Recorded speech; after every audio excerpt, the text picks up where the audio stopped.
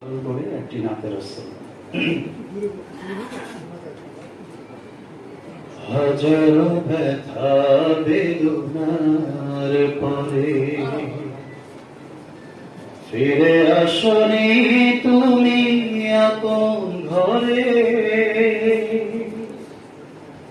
দিনের আলো তুমি ছড়িয়ে দিতে চলে গেলে মদিনায় মক্কা ছেড়ে।